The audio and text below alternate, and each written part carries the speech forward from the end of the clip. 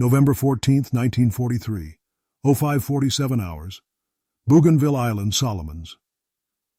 Corporal Jack Morrison had never heard the jungle this loud and this quiet at the same time. Loud, because 50 yards ahead the Japanese were talking, a harsh, rising, falling murmur that carried across the wet ground, the metallic snick of bolts being worked, sandals and boots scraping in shallow weapon pits.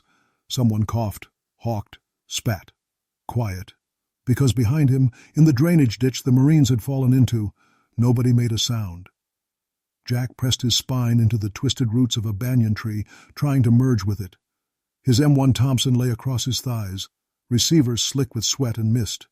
The steel felt cold in his trembling hands despite the air already steaming with pre-dawn heat.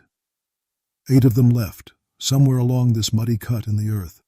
They'd been on a simple probe, check a suspected trail junction, when the world had erupted in Nambu fire and grenades. Now they were pinned. Sergeant Frank Chen, who'd gotten them through Guadalcanal and into this green hell, lay 15 feet away, half in the ditch, half out. Jack could see the dark stain spreading under his web gear every time a flicker of lightning bugs passed over him. Chen's eyes were open, unfocused, lips moving without sound. The problem was brutally simple. The Japanese position was too far and too good. Their Thompsons and Springfields could reach out to 100 yards with harassing fire. Maybe a lucky hit if someone lifted his head too high. But the enemy was dug in at 150, maybe more, behind log revetments sunk into the forward slope. Muzzle flashes winked from under thick fern that might as well have been armor. They needed high explosive, a mortar, a bar team, a 37mm, something to punch that ridge in the face. What they had was one light mortar team somewhere back in the trees who'd gone silent after the first. Contact. 2 bandoliers of 45 ACP, a couple of frags, and the thing taped under the Thompson's barrel that the rest of the company had taken turns laughing at. Jack's fingers drifted down, feeling the rough tape and the smooth, flared metal cup hugging the Thompson's muzzle. A little Frankenstein attachment the armorer and a bored Navy ordnance man had cobbled from scrap, a short tube and welded bracket that let you launch a grenade off what was supposed to be a close-quarters spray gun. Thunderstick, one of the boys had called it the first time they'd test-fired it, when the jungle had belched flame and shock out of all proportion to the weapon's size. Now the jungle was full of other people's thunder. A Japanese voice called out sharply, closer this time. A Nambu chattered a probing burst down the ditch, bullets chewing mud inches over Jack's helmet. Someone behind him hissed as a splinter caught flesh. "Morrison," came a faint rasp from Chen's direction. "That thing, you still got it?" Jack swallowed hard, throat dry as coral. "Aye, Sarge," he whispered. "Then you better hope it works." He slid his hand toward the taped cup, feeling for the smooth, round body of the grenade riding in his pouch. Either this stupid idea was about to save 8 men in a muddy ditch, or it was going to get them all killed. The Japanese voices rose in a coordinated shout. Boots pounded. Somewhere ahead a whistle blew. They were coming. Jack yanked the grenade free and started to fit it to the thunderstick. 6 months earlier, the strangest thing Jack Morrison had worried about was dropping a tray of beers at the Polish-American Club back in Scranton. He'd grown up in coal country, son of a breaker boy who'd hacked his way out of the pits into a mechanic's job. Machines were just part of the wallpaper at home.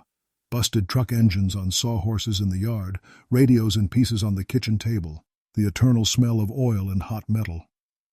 The Thompson had felt like a machine that made sense the first time he'd wrapped his hands around one at Pendleton. Balance, recoil, that solid, authoritative bark on the range. It all clicked. Other guys complained about the weight. Jack liked the way it settled into his shoulder like it belonged there. Grenades were different. Grenades were chaos. On Guadalcanal, he'd seen what happened when you got HE exactly where it needed to be, and when you didn't. Japanese bunkers and spider holes that ate rifle fire all day would puke men and splinters when a mortar round or well-placed grenade went in. Positions that should have been taken in minutes turned into hour-long meat grinders when the HE wasn't where it needed to be, when it needed to be there. Back on the transport heading for Bougainville, the talk in the troop compartment had turned, as always, to how to kill someone you couldn't see. "Rifle grenades," one of the Garand men had said, cradling his launcher cup like a baby. "USMG jockeys got nothing." "We got volume," someone else had shot back. "You lob your one pineapple. I'll send 20 rounds of .45 and call it square." Jack had kept his mouth shut, thinking of the times he'd watched rifle grenadiers set up, load, fire, and then flinch as enemy fire raked them before they could reload. He thought of the awkward moment when a man with a Garand and a launcher suddenly had no good answer for a target inside 20 yards. What if the HE sent an add-on to a rifleman's job? What if the guy already closest to the bad breath distance could throw it? The idea didn't come from nowhere. He'd seen an old training film strip about French VB launchers on Berthier. Heard a salty gunner's mate on the ship talk about the British cup dischargers he'd seen in a manual. Cups that sat on muzzles, grenades that rode them like riders on a cannon. The armorer on their transport, a skinny Boston kid named Dugan, had listened to Jack's half-formed rambling over a cigarette one night and snorted. "You want to tape a cup to a Tommy gun and lob pineapples? You've been breathing too much diesel, Morrison." "Maybe," Jack had shrugged. "Just seems like all the HE lives with the guys in the back. We're the ones bumping noses with the bunkers." 3 weeks, and one ungodly long storm later, on the red mud flats below Torokina, Jack walked into the makeshift jungle workshop and saw Dugan and a Navy ordnance man hunched over something clamped in a vise. It was a Thompson, with a short flared metal cup clamped and welded around its muzzle, ugly as sin, and twice as heavy at the nose. "What do you think, Scranton?" Dugan had grinned, tapping the contraption. "Behold, the M1 Thunderstick." The lieutenant had nearly swallowed his cigar when he saw it. "Christ, Dugan, you trying to blow a man's hands off? We got regulations about unauthorized modifications for a reason." But even he'd stood back when they dragged an old log up and set the first test shot. "Load a practice grenade, low charge," the Navy man had muttered. "Point it high, and for the love of God, don't touch the trigger." Jack had braced the Thompson awkwardly, back against a sandbag, muzzle tilted up at 30 degrees, heart pounding harder than it had the first time he ever fired the gun. When he squeezed the trigger, the world coughed. The Thompson bucked, the cup belched smoke and flame. The grenade sailed out with a whooping roar, arcing out to smack the log dead center and shower it in dirt. Someone in the watching patrol line had whistled low. "I'll be damned," the lieutenant had said. "It works." Then he'd added, almost as an afterthought, "Still not authorized. But if it blows up, I'm writing your name on the report, Dugan. And yours, Morrison." Jack had just grinned, adrenaline buzzing in his veins. He'd spent his whole life around machines. People said couldn't do something, right up until they did. Now he was carrying one on Bougainville, and dawn was coming. Bougainville had been sold to the boys as another canal. They'd found out quickly that this was both true and not true in all the worst ways. Like Guadalcanal, it was green and wet, and full of things that wanted to rot you from the feet up.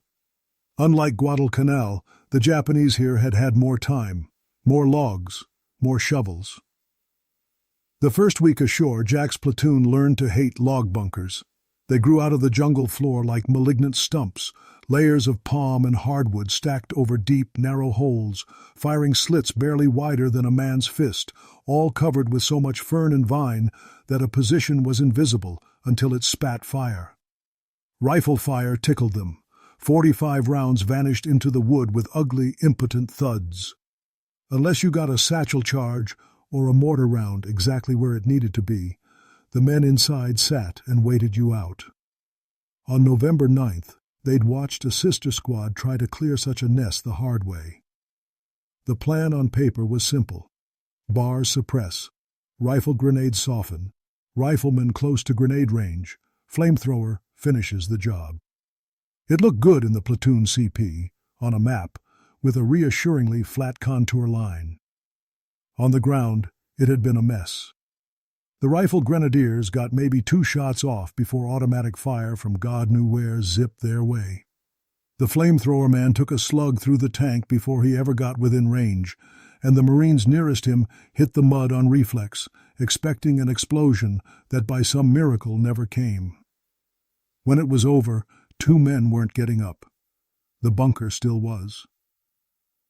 That night Jack had sat in a damp foxhole with the Thompson across his lap, listening to the jungle chirp and hiss, and thinking about distance.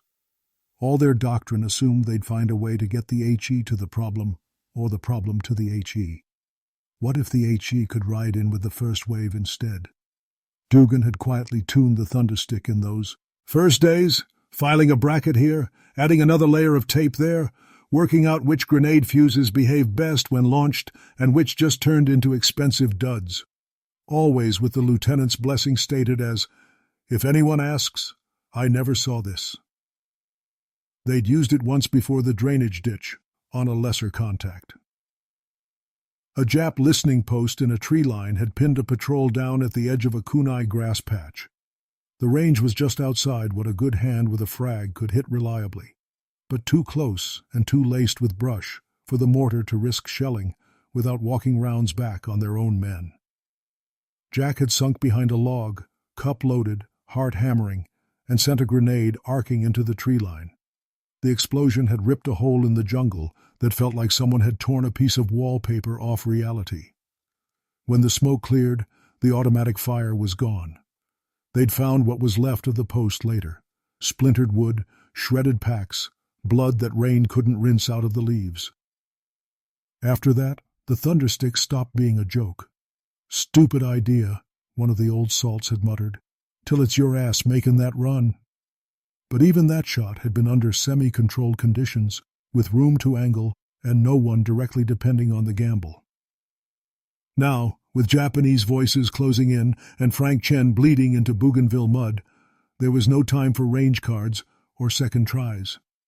The bunkers up ahead weren't going to oblige them by standing still forever. At some point, the Japanese were going to stop pinning and start closing. Jack could feel the island teaching its ugly math all over again. Bullets alone weren't going to get them out of that ditch. The name had started as a wisecrack. The first time that practice grenade left the cup with an unexpected whooming bark that rolled around the jungle like distant thunder, someone in the peanut gallery had yelled, "Holy hell, Morrison, that stick just cracked the sky!"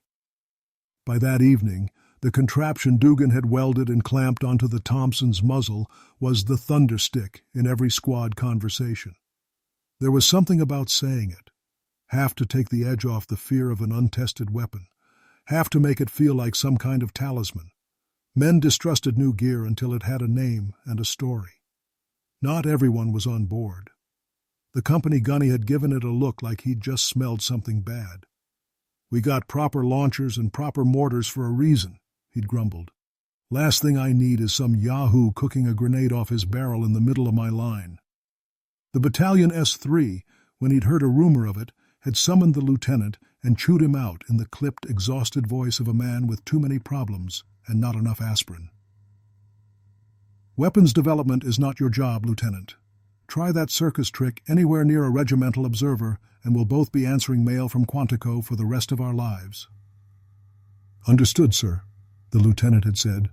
And yet, when the maps came out, and they talked through another set of palm log fortifications, the S3 had glanced at Dugan and Jack and added, "Off the record, if that thing buys me one less request for artillery I don't have, I never saw it." Word filtered to the Japanese, too, in the way word always did. The first time the thunderstick hit a bunker hard enough that no one walked away, a shaken survivor had staggered back to a forward company CP and tried to explain through shock and ringing ears what had happened. "America Gin," he'd stammered to a lieutenant. "Short guns, not rifles, like stick cas. They shout like thunder. Whole tree line exploded." Thundersticks. Kaminaribo. The term slipped sideways, from literal description to rumor. In one company's gossip, the Americans had some new magic shotgun that fired shells filled with dynamite. In another, they had captured some kind of secret Japanese grenade and turned it back on its makers. In truth, it was just a welded cup, an extra pound on the front of an already heavy gun, and a man with enough stubbornness to carry it. Jack had felt the difference in his shoulders on every patrol, felt the way the Thompson wanted to drag his arms down when he swept brush with it, felt the nagging voice at the back of his skull that said, "If this thing blows, they're going to write accidental on the letter home."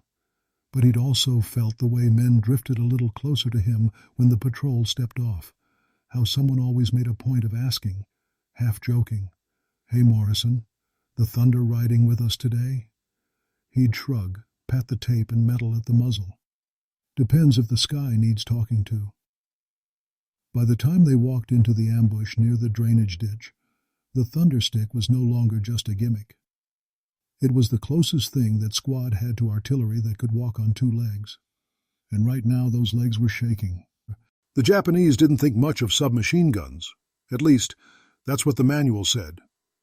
Reports from China, from the Philippines, from the early Solomons, all painted the same picture. Americans and British wasted ammunition with their bullet hoses. Real soldiers, the kind who'd crawled across Nomonhan and through Shanghai, trusted rifles and bayonets and careful fire. But reports and reality often parted ways around men's campfires. In a dugout not far from where Jack and his squad hugged the earth, Sergeant Tanaka of the 23rd Infantry brushed dirt off his mapboard and listened to his men's excited whispers. "Thundersticks," one said. "From the last island. I heard it from Kameda-san. Americans have a short gun that throws grenades." "Stupid," another snorted. "What's wrong with mortars?" "Mortars leave trails," Tanaka muttered, half to himself. He thought of the times their own 81 9mm had given away positions with smoke and sound. Maybe this is clever. He had seen odd things already on Bougainville. Americans who brought flame in metal tanks on their backs. Men who talked into black boxes and made fire land minutes later where their fingers pointed. Ships offshore that spat shells heavier than any field piece. He'd also seen that they bled and died when you got them in too close, when their thunder outran their nerve. He peered through the tangle of fern and saw the line of the drainage ditch below. Faint movement in the gloom, the curve of a helmet just visible where some poor fool hadn't adjusted it low enough yet. "They are there," he said quietly to his platoon leader. "At least a squad, maybe more behind." The officer nodded. "Pin them," he ordered. "Then we finish at bayonet range." Standard drill. It had worked before. Tanaka signaled his Nambu team. The first burst rattled down the ditch, bullets shredding leaves and spitting dirt. No satisfying cries. Jing. Plus the dull thud of impacts. He clicked his tongue, motioned to riflemen. Grenades went next, bouncing and rolling toward where Americans hugged mud. One went off too close to their own line, showering them with soil. Tanaka hissed correction. Stubborn bastards, these Marines. They did not run. That was fine. The bayonet sorted out stubbornness.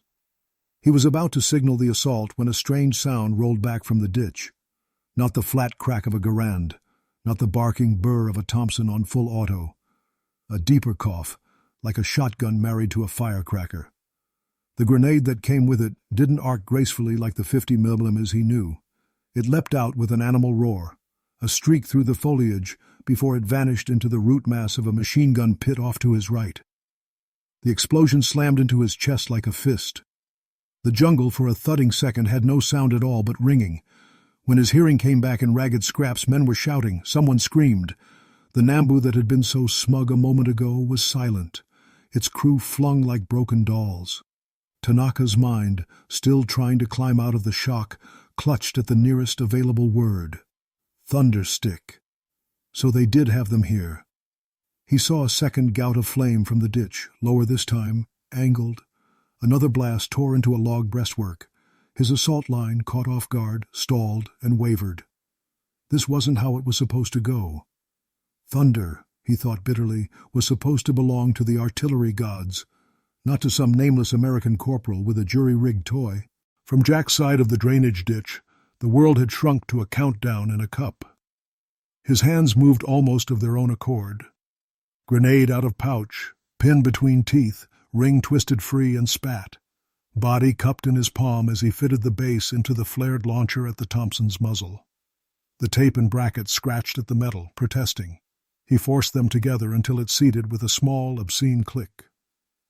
He kept his thumb locked over the safety lever, heart pounding so loud he was sure the Japanese could hear it. The temptation to just yank and throw it like God and the quartermaster intended burned in his fingers. But a hand-thrown grenade wasn't going to reach those guns. He eased the Thompson up over the lip of the ditch, cheek against the stock, sight post jutting up like a tiny cross in a world that had just remembered it hated him. "Low charge," he muttered to himself. "Aim high. Don't touch the trigger like it's quick fire." Beside him someone hissed, "What the hell are you doing, Morrison?" "Talking to the sky," he said through clenched teeth. He picked a target, the point of muzzle flashes under a fallen log, where the Nambu's chatter stitched the ditch every few seconds. He couldn't see the gun, couldn't see the men, just the pattern. That was enough. The first Japanese assault cry started just as he squeezed. The thunderstick spoke. It wasn't like the smooth, fast chatter of 45. It was a brutal cough, a single heavy pulse that drove back into his shoulder and skull. The cup belched smoke. The grenade leapt out in a straight, howling streak that seemed horribly too fast for something that explosive to be in the world. It vanished into the tangle of root and log. The detonation was immediate and obscene.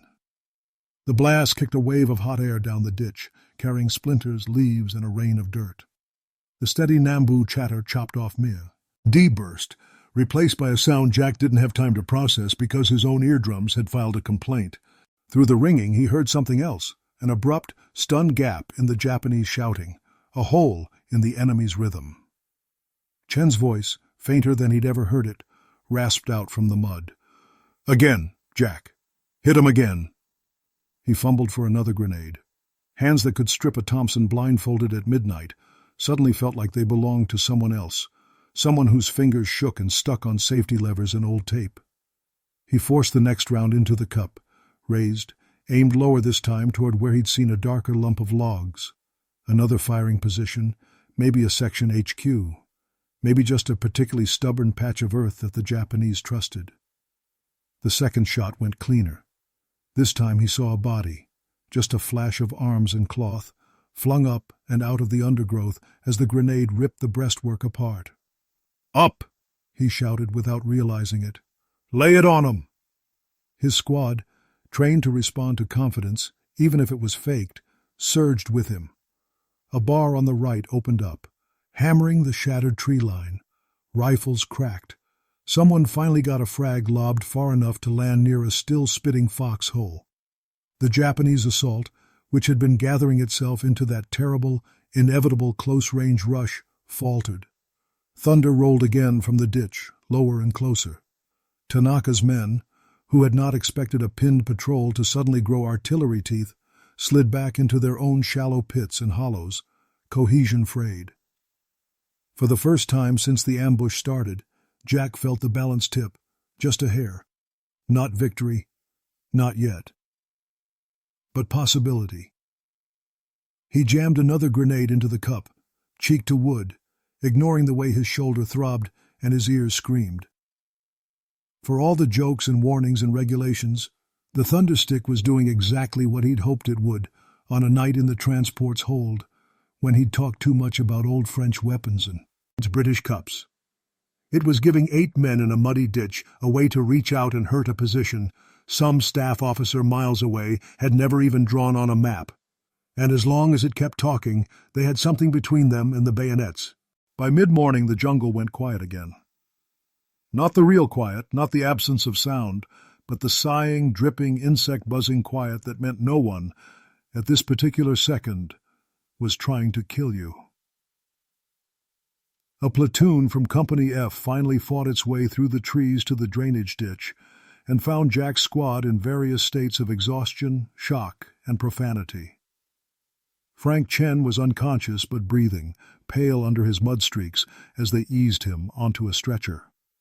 2 Marines who hadn't answered roll call lay zipped in ponchos at the edge of the ditch, boots sticking out mutely.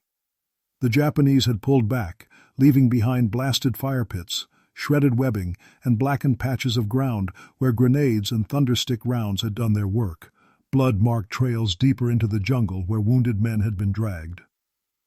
A lieutenant from F Company stopped, stared at the taped cup on the end of Jack's Thompson, and let out a low whistle. "So that rumor wasn't horse shit," he said. "Depends which rumor you heard," Jack croaked. His throat still felt like it had been used as a shell casing.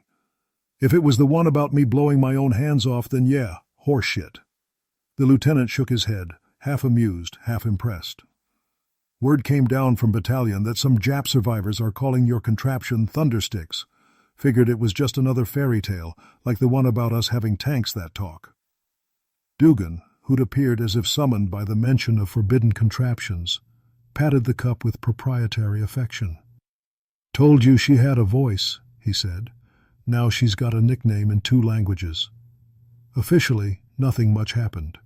There was no immediate flood of factory-made Thompson grenade launchers, no directive from higher to start welding cups onto every SMG in the Pacific. The ordnance people had enough headaches with standard issue. Officially, a handful more cups appeared in other regiments, welded and taped in jungle workshops from leftover pipe and busted rifle grenade hardware. Some worked, some didn't. A few probably did blow up, just like the gunny had predicted. The war rolled on, larger gears grinding. New designs would come, purpose-built this time. The bulbous 40mm of the M79, the underbarrel tubes of later rifles, neat, standardized ways of letting one man carry both close-quarters firepower and HE in his hands. But in one Japanese regiment's after-action reports, filed in neat kanji in a headquarters that would soon itself be overrun, a note sat in the margins. "Beware American shotguns that throw grenades, so-called thundersticks. Enemy infantry may now deliver artillery effect at squad level."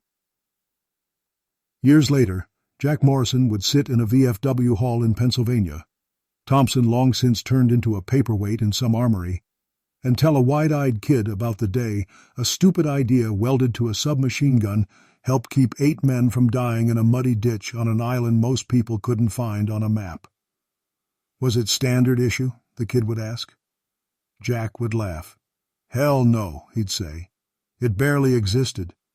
But out there, if it works once, when you really need it to." He'd tap the table with 2 fingers, like a man checking a weld. "That's enough." Somewhere in a museum behind glass, an M1 Thompson with a crude cup welded to its muzzle might someday sit with a little plaque no one read carefully. But on Bougainville, for a few weeks in 1943, the jungle had learned a new kind of thunder, and the men under its canopy hadn't forgotten.